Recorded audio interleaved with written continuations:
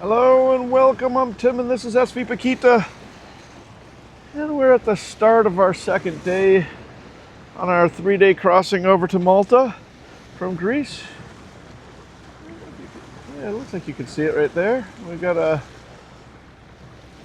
it looks like a ro-ro to me. Hard to see from here, but I think it's a ro-ro, which is a roll-on, roll-off vehicle. Oh, and there's something over here too. I don't know what that is. It's like a buoy. I don't know if that's something floating just randomly or if it's they have down in the Caribbean and apparently in the South Pacific too, they have these things called FADs, or fish attraction devices. Some people call it fish aggregating devices. And they're things that just float in the middle of nowhere. The reason why I don't think it's like fishing gear is because I think we're in like 13,000 feet of water right now or something like that. And so that'd be a lot of line there. But it could be a long line too, where they drop it here and they just let it, it sinks down and they let it float for a few miles with hooks going to the other end.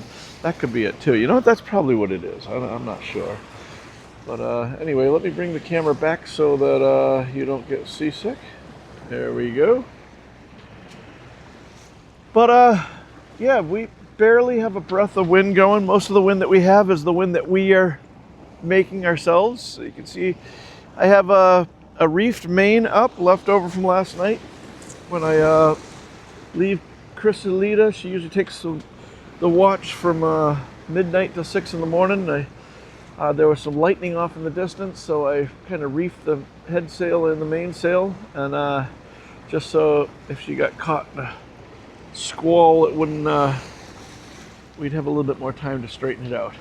But anyway, I've since reeled in the head sail and just left the mainsail up because it's not flogging too much, and it's stiffening the boat up ever so slightly.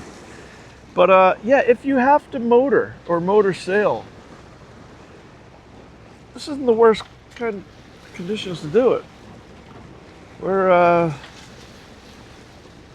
gone over 100 miles since Greece. Greece is 100 miles that way, and it's real nice. It's like, I wouldn't call it flat calm, but pretty much you can just see there's just a little bit of heave running this way. Just a little bit, a foot or less. Just enough to give us a nice gentle roll. So I got in some good sleep. I went to sleep at midnight. I woke up at 3 just to check to see how she was doing, and she was fine. Everything was good. I went back to bed again. Didn't wake up until 6. Time to relieve her. So she was been sleeping. So since we have the engine on, and since she did 4 loads of laundry yesterday, it was time to make some water. I mean, because we're out here in the clear, it's beautiful out here, so why would we not make water, So we made water, or I started making water this morning anyway. During the day, it's usually not hard for me to produce enough electricity with the solar panels just to run the water maker. Water maker takes around, I have an extra cooling fan that blows on the motors because I've got the motors covered to shield them from the salt water that drips from the filters. I mean, it's not supposed to drip, but when you undo the filters, stuff drips. So I put little shields over them, and in doing so, I've messed up the flow of the air that cools those. So I have a fan. But anyway, it's around 275 watts of power, and with our 1800 watts of solar, it doesn't take much solar to get to 300 watts, so that's not much. The boat usually takes around 200 to 300 watts just to run all the time. And that's with the two refrigerators, 1 freezer, ice machine, Starlink, all the chargers and laptops charging and tablets charging, phones charging, all the nav gear, all that. So if I'm making about 1,000 watts from the solar, And you'd say, wait, you got 1800, why aren't you making 1800? Yeah, 1800 is if they're perfectly clean and the atmosphere is perfect and they're rotated perfectly at the sun. None of that usually happens. So if I get, there are times that I've seen 1500 watts of solar coming off of our array, but if I can get 800 to 1000, I'm really happy. So, but let's just say I get 1000, and let's just say that when I'm making water, I'm using 500, so another 500 goes into the battery bank. But while we're running the engine, we got to go anyway. Our batteries are just held right up on top, so that's wonderful, and we are able to make all the water we want. Granted, it's only at about 10 gallons or 40 liters an hour right now, but we will have that water full hopefully by the end of the day. Like I say, the washing machine seems to use about 20-25 gallons a load, and she did 4 loads yesterday, so we'll do that. But while it's running and it's flat calm, it's always a good time to have a shave and a shower. So I might be doing that. As you can see, we're kind of alone out here all night long. Well, before I went to bed, there were 2 ships that were just drifting, so they're probably waiting, and then another 2 ships that were moving, but they were way ahead of us. This is the first guy that I've seen on my watch, and I don't think Griselita saw anybody her whole night, so we're kind of in the lonely spot here. I see that the water is at 74 degrees right now, Fahrenheit. If you remember, we had hit a spot in between the Balearic Islands and the Spanish and French border that was 88 degrees. And I don't think that's indicative of the whole temperature of the Mediterranean. I think it was after a long period of being hot, but I think it was in a spot that was circular, so it was basically stagnant water just heating up, where as soon as, that was only like for a couple hours, then it went back to its normal 82 or so, whatever. And right now it seems as though that normal 82, everywhere we've gone, and we're much further south than we were before, 74 to 72 seems like what it is. So makes sense that as time goes by, we are losing more heat that is stored in the ocean. The more that we lose, the less of a chance of erratic weather, so that's kind of a good thing. But it also means that it's scarier for me to get in the water. It's funny because growing up in Mohegan, we were all happy when the water got to 50 degrees Fahrenheit in Mohegan. And it's funny, I don't hear this anymore. I don't know if kids got more resilient, or if parents don't let their kids swim in cold water, or if it's just that I'm not in that cold water anymore. But I remember, it seems like my whole childhood, there was always adults yelling at us kids, even when we were teenagers, saying, "Get out of the water, your lips are blue." I've never heard that as an adult, only when I was growing up. But anyway, yeah, 74, you would think would be scalding water up in Maine. But after being in nice 80, 82, 84 degrees, I think about 84 degrees water down in the Caribbean is like perfect for swimming. Still refreshing, but you can sit in it all day. That'd be wonderful. I continue to have the problem. I told you that everything grows. I don't really understand it, because I wouldn't, the water's really clean here. It doesn't seem like it's, usually when it's nutrient rich, the water is more greenish, but this is blue water, and even when we're in the marinas and that stuff, but man, everything is getting covered. The Irish lads were telling me that the rudder on their wind vane, their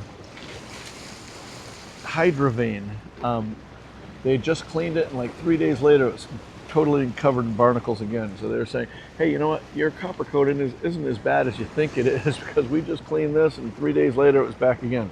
Well, I have a speed, temperature, and depth sensor, and it's actually, it's right about here on the boat, down below on the bottom. And it's rigged up so that you can unscrew it and pop it out, and there's supposed to be a flap that shuts, and it just makes the water gurgle up while you're cleaning the transducer, and there's a little paddle wheel in there that gives you the speed through the water speed. It's a Hall effect sensor, and when that gets growth on it, it won't move at all. And that's exactly where we're at now. It's not moving, and if you remember, in that same compartment is where all the wires that come from the mast come down, and they're all connected there. They're supposed to have watertight connections and all that, but that was where I had problems with my radar, and I had to rewire my radar network cable. But oh, and since that little flap that goes up, that broke off like the second day I owned the boat. I went to take that off, and the piece of plastic came up with it. So I don't even think I did anything wrong. I go, well, maybe I did. I don't know. But anyway, since then we put and I put a new transducer in. I did that right before I came over here. It died when we were coming up the ICW. Funny, I came up halfway through the ICW without a depth finder, but didn't run aground either. But anyway, yeah. Had it been nicer, or I had the opportunity to jump overboard, I jump overboard and just go, and you just move the little paddle wheel and break off with your finger any of the soft corals or crustaceans that are growing on there. And that would be great, because I just don't want to, when I take it off now, you get a 2-foot spout of water, because you know the thing's 2.5 feet down in below the water line, so water comes up almost 2.5 feet, and it's 2 inches around, a big column of water coming out at you. And I got a plug that you put in there. And when I used to keep the boat, while I was working, when the boat would be at wherever I was keeping the boat while I was working, I would go and I would take the paddle wheel and the transducer out and put a plug in there. And I have a wooden plug just in case the whole fittings break, that plastic breaks. I can jam a wooden plug in there and hammer it in so we won't sink. But when you buy it, the transducer comes with a plug so that it looks just like a fake transducer. You put that in, and that way that gets covered in growth, and then you have time to clean out your little paddle wheel. So, oh, you guys are probably so sick of me talking about stuff like that. But anyway, that's that. I got ambitious this morning when we went to the butcher's. I think I told you a few days ago. I got all of this meat, and beautiful meat, and incredibly priced at this local butcher. And he ground up some fresh hamburger for us. And when I was gonna make chilies, just in case it got nasty tonight or tomorrow night, we could be able to have something that we just heat up really easily. And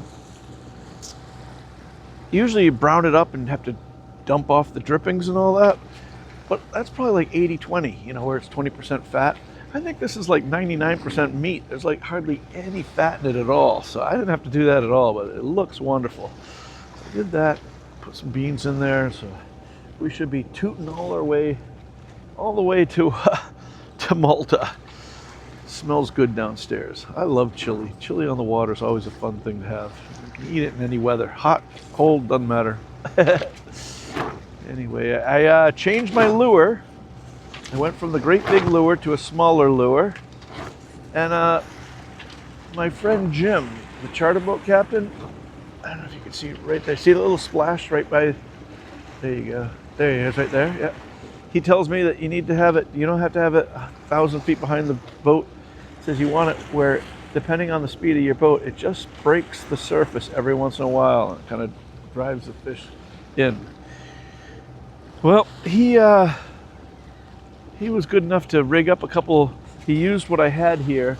I don't know anything about fishing, so he put a couple rigs together for me, because I have like the crimpers and stuff like that. So he put all that together for me. Hopefully we'll catch something. Can't believe the Irish lads. They caught I think 1 or 2 tuna, maybe 2 tuna. They keep saying they caught a swordfish.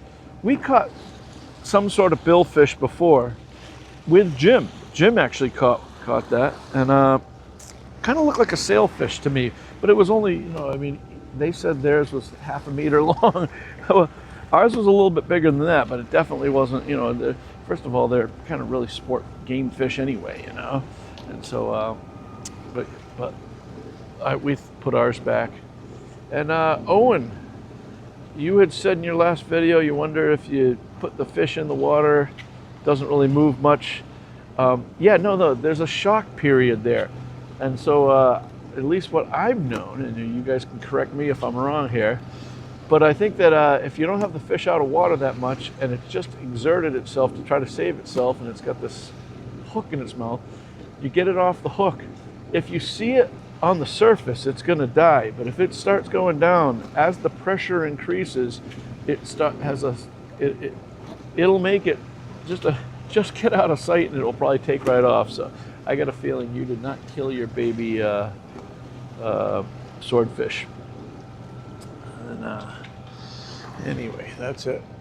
You can see we're not really doing much. A little bit of flogging back and forth. Not so bad. Anyway, I won't be able to upload this to you until we get within 12 miles of the coast. So that won't be until the day after tomorrow, Friday, I think. So that's about all I have to tell you from here. So hopefully, it'd be nice if we had this with 15 knots of wind on the side, but then it would be a little rougher. So right now, I'm not really complaining. Oh, that's one thing I wanted to tell you. When my friend Mark Foley was with us, we got fuel in Italy, and it was 1.99 euros per liter. I should have done the calculation, but if you're interested, you can look at how much that is per. How much that is. Chrysalida's yelling at me. She didn't realize she was wondering who I was talking to. So you can figure that out. Then I just topped up the other day, and I was all happy because the fuel truck came right to where we were, and that was very convenient, and it was 1.75 euros per liter. And I don't know if this is going to happen or not, but I was looking at the marina. There's a marina that I want to go to in Valletta that I kind of want to stay at a marina so I can check into the country and do all that sort of stuff and then go to anchor after that. But that marina has a fuel thing, and I think it said it was 1.1 euros per liter, which is that's a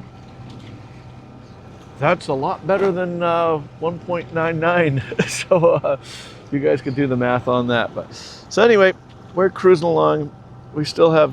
I looked, and we're just barely below the full mark on the tank. So we're just sipping. I think we're doing. Yeah, we're doing. Oh no, I got it up to 1800 right now. So we're doing 1800 RPM. I was doing 1500 all night, but we had the sail up, and then before that we strictly sailed there for 6-7 hours, and it was real nice. And then the wind just gave up the ghost. So that's kind of what it was predicting to do too. As is this. This is this dead spot here in the middle.